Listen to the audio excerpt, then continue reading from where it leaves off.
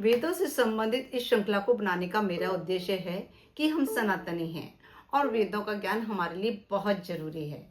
वेदों में गूढ़ रहस्य भरा पड़ा है और हमारी समस्त समस्याओं का हल है।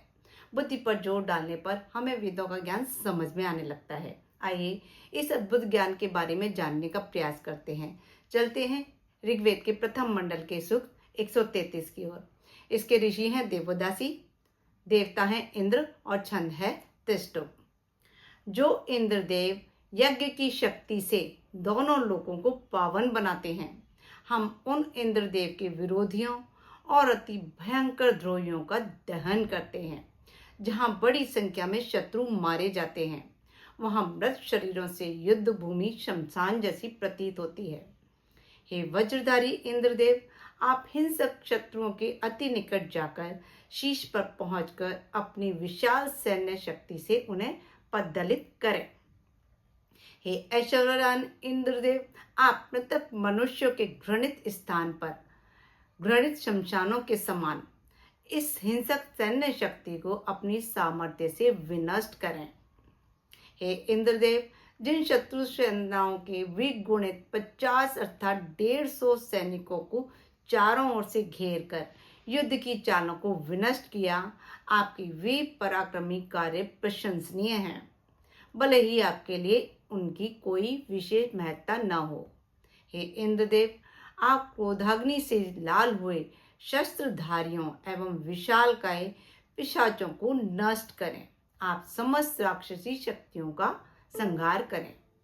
हे वज्रधारी इंद्रदेव, आप हमारे निवेदन पर भयंकर राक्षसों की सामर्थ्य को क्षीण करके उनका संहार करें। दिव्य लोक भी पृथ्वी पर हो रहे अत्याचारों से शोकातुर हो गया है। हे वज्रधारी इंद्रदेव, जिस प्रकार अग्नि द्वारा वस्तुएं भस्म होती हैं, वैसे ही आपके भय से शत्रु दुखी हैं। बलशाली सेना को सुदृढ़ शस्त्र बल से सुसज्जित करके आप शत्रु दल के समीप जाते हैं। हे अग्रगामी वीर, आप अपने शूरवीरों को सुरक्षित करने हेतु तत्पर रहते हैं। हे शूरवीर इंद्रदेव, आप 21 सेनाओं के साथ अर्थात विशाल सैन्य शक्ति के साथ युद्ध क्षेत्र में जाते हैं।